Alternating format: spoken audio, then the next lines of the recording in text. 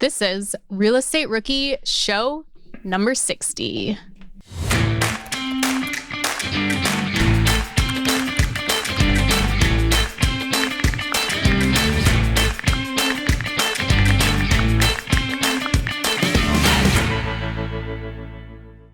My name is Ashley Kerr, and I am here with Tony Robinson. We're back with another rookie reply. Tony, please tell everyone what we've decided to discuss today. Today, we're going to be talking about my favorite topic as of late, which is short-term rentals. I think I've gotten a lot of questions, both in the rookie Facebook group, Instagram, email, all kinds of places about how to analyze a short-term rental or how to specifically get the data for like your average nightly rate and things like that. So I think that'd be a good place for us to start. Yeah, so I have one short-term rental and it's in a very small market. There's no competition and I kind of just did it on a whim. So Tony is definitely more experienced in this area. He has the Excel spreadsheet to analyze this and really fine-tune the numbers. So he's definitely going to lead this conversation and I'm going to just basically learn along with you guys. So Tony, let's talk about that spreadsheet. So what are some important things that you need to know right off the bat when analyzing a short-term rental? Yeah, so I think that there's two, maybe three really important numbers that you have to look at to really get an understanding of whether or not it's a good deal as a short-term rental. First is your average nightly rate. Second is your occupancy. And then third, like any other rental, are going to be your expenses. I'll start with the average nightly rate first because I think that's the one that people kind of struggle to really nail down. And there are a few different ways you can identify what your typical average nightly rate will be. The first way is going to a site like AirDNA or Mashvisor. Those are two websites that specialize in providing short-term rental owners with average nightly rate data. I will kind of caveat that with saying that data isn't perfect. I've seen it in the markets that I invest in. Those numbers are typically a little bit lower than what we're actually getting. But I've heard other investors in different markets say that those numbers are a little bit higher than what they're actually getting. So just know there is a little bit of a fudge factor in those numbers. But sites like AirDNA and Mashvisor can take out a lot of the guesswork and just kind of put you in the directionally correct kind of ballpark area on what your average nightly rate will be. So that's number one, is using a site like that.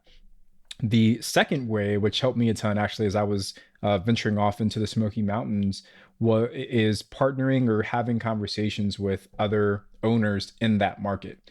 Facebook is a really great resource, obviously BiggerPockets, but find a way to connect with people who already own and operate short-term rentals in the markets that you're thinking about and just ask them like, hey, what kind of nightly rates are you getting?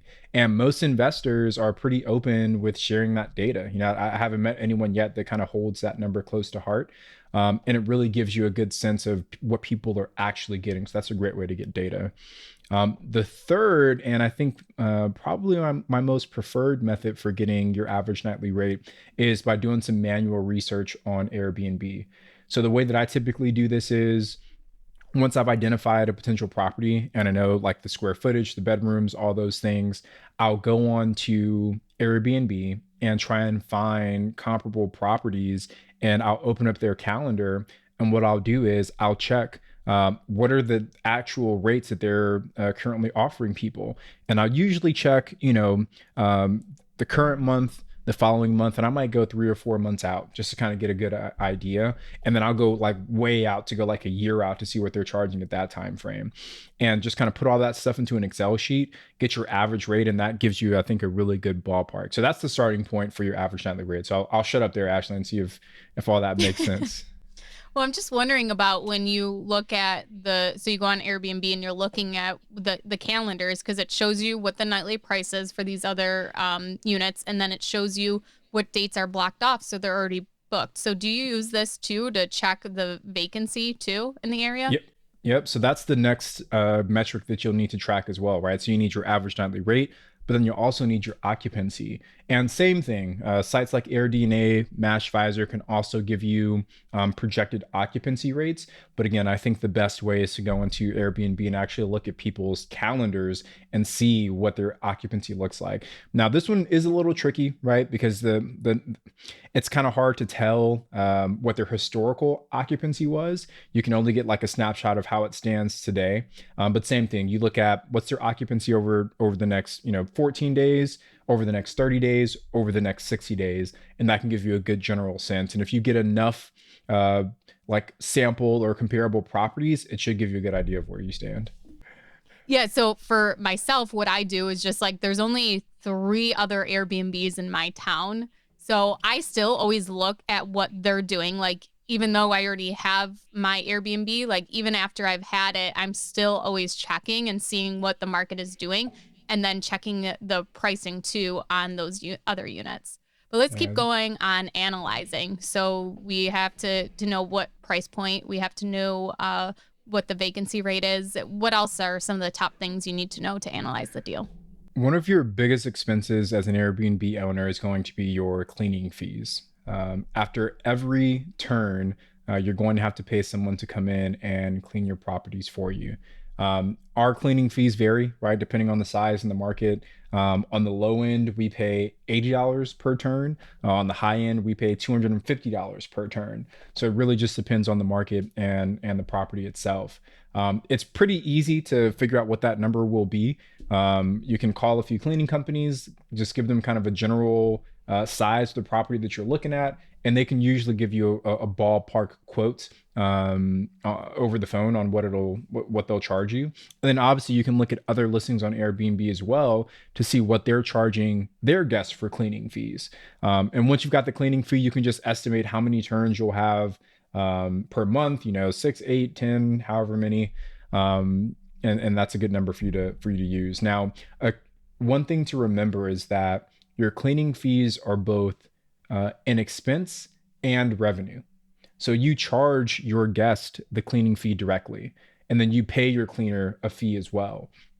But you have an opportunity to turn your cleaning fee into a revenue generator for you as well. So for example, in one of our properties in Joshua Tree, we pay our cleaner $100 per turn, but we charge our guest $125 for the cleaning fee.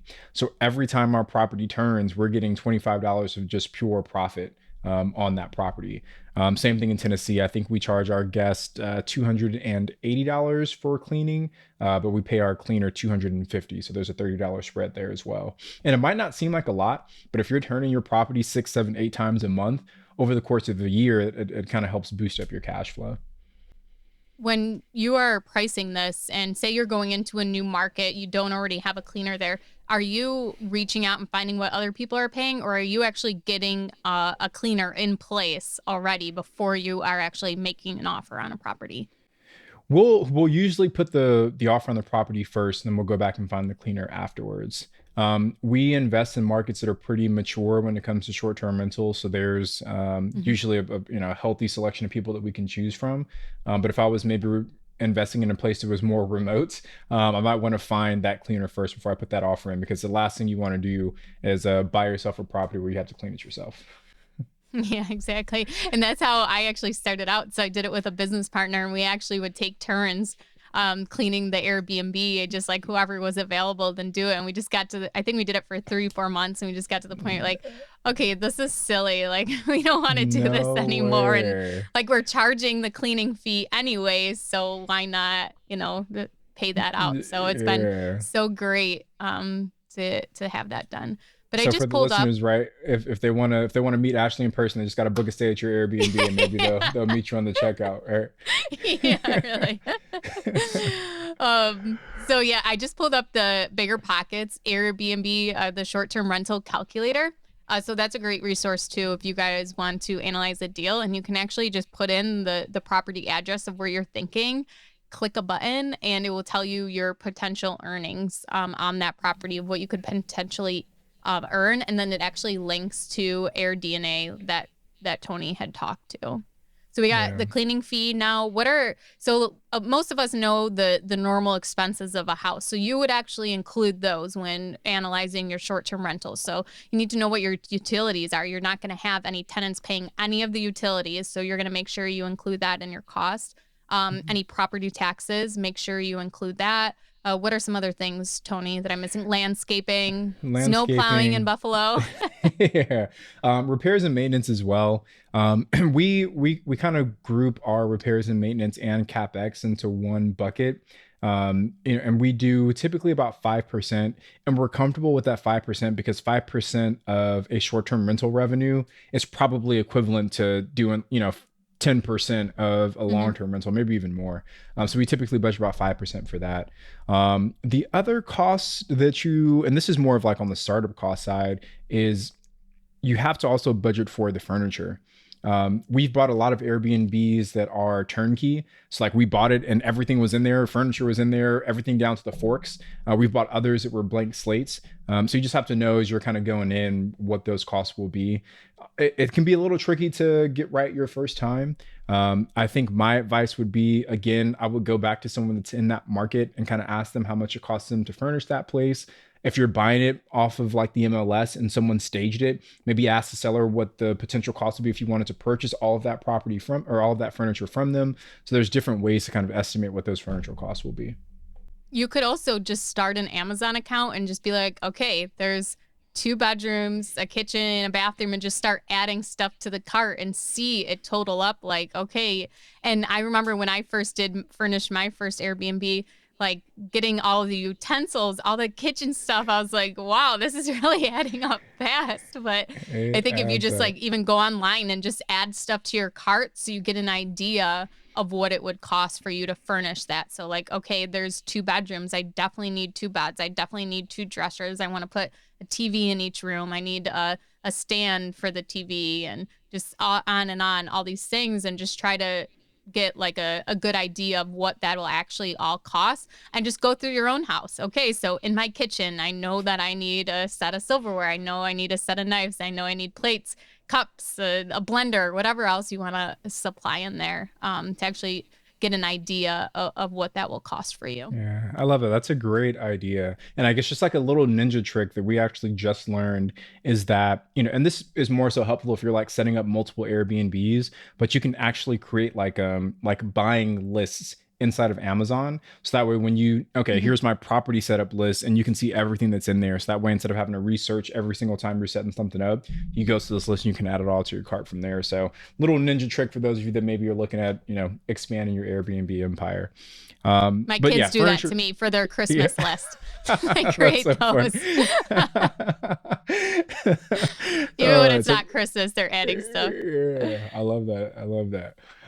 So I think furniture is like the last big kind of expense outside of like your normal operating expenses. So once you have all of those items, the formula that you need to use to figure out what your annual gross revenue is and then your potential profits are, you take 365 days, right? Because that's how many days are on a year. You multiply that by whatever your occupancy rate is. And then whatever that number is, you multiply that by your average nightly rate. And that will give you what your projected gross revenue is. You can add in your cleaning fees if you're going to charge a little bit of a premium, because obviously that helps as well. But if you're going to charge the guests exactly what you're paying, then you can leave it out. But again, that formula is 365 times your occupancy rate times your average nightly rate, and that gives you your gross revenue for the year. Once you've got that, then you're just subtracting out all of your annual expenses, and then you get your profit from there. And the short-term rental space, I think you'd be surprised sometimes at how much money is left over at the end of a year. But it's been a really good investment for us so far. So that's how we're doing our analysis. Yeah, and the only thing I would add onto that too is to check with just like your local laws. Do you have any fees or permits you have to get to? Like I know that in the city of Buffalo, you have to get some kind of license to have a short-term rental. So make sure you check that too, because that can be a very small amount when you look at the overall picture, but that's still something important to add in if you have to pay any local taxes or anything like that. And That's a then great just call out. this is something I never put into my numbers before, but professional fees. So the big one is like an accountant. So I just started doing this past year when running numbers, but like anytime I start a new LLC, that's another tax return that I have to pay to be filed each year. So that's usually for me, depending on the properties in an LLC, cost me $200 to $300, which is a little bit of change coming out every single month of those properties. So just something else that you can think about. And I'm sure there's a ton more if we kept talking about this, we could come up like, oh yeah, we do this too, do that too, or like all these little expenses. But that's why it's so important to get the big numbers fine tuned and get them accurate. One thing we didn't touch on too is insurance too. You need to make sure you add your insurance in just like you would a long-term rental property. Yeah, and I'm glad you mentioned insurance, because one of the things that we're exploring right now as well is like short-term rental specific insurance. Because you can have like your general home insurance, and then Airbnb also offers like $1 million insurance policy as well. But we're doing a little bit of research, and we're finding that there's a bit of a gap between those two insurance policies. So there's companies that specialize in offering insurance policies for short-term rentals. So yeah, another thing to add on if you guys haven't thought about that one. And then just really quick on the topic of permits, Airbnb actually does a really good job of letting you know how to find what permits are required in what city you're in. And then you can go to your local jurisdiction's website or whatever, and they're typically listed out what those costs are. And even on the Airbnb website, sometimes they'll tell you what the costs are for those permits as well. So if you guys are looking on where you can find that information, that'd be a good place to start. So did they just go on Airbnb.com and like search you it put in me there? to the test right now. I'm trying to think I'm trying to remember where you find that. I want to say if you go to like the Airbnb website, there's like a whole section dedicated to becoming a host, and there's subsections in there, and somewhere in there it talks about like local policies and regulations and things like that. And it's literally broken down like by state, by major city in that state, and you can kind of find your location that way. Yeah, there's a lot of great resources on Airbnb.com about becoming a host and things you need to know, and guides, and building a guide for your property for guests. Like so many great resources right there. So if you guys are interested in this more, definitely check that out. And then I also have a friend that I met on Instagram at the Young Retiree by 33. So you guys can check him out on Instagram. He is like really great about short-term rentals and sharing everything that he knows about it. And he actually wrote a guide too that he has available. So make sure to check that out too. But well, thank you guys so much. Tony, did you want to add anything else about analyzing a deal? No, I think that's it. Like those are the big things. Like I said, the biggest question I get is how do I find out my average nightly rate? How do I find my occupancy? And I feel like we hit those ones on the head. So if you guys have any other questions, drop them in the Facebook group, right? The Real Estate Rookie Facebook group, just search it up. I try and do my best to be active in there and ask the short term or answer the short term specific questions. But I think that's all I got for today. Well, thank you guys so much for listening, and we will be back on Wednesday with another episode of the Real Estate Rookie podcast. I'm Ashley Kerr at Wealth from Rentals, and he's Tony Robinson at Tony J. Robinson.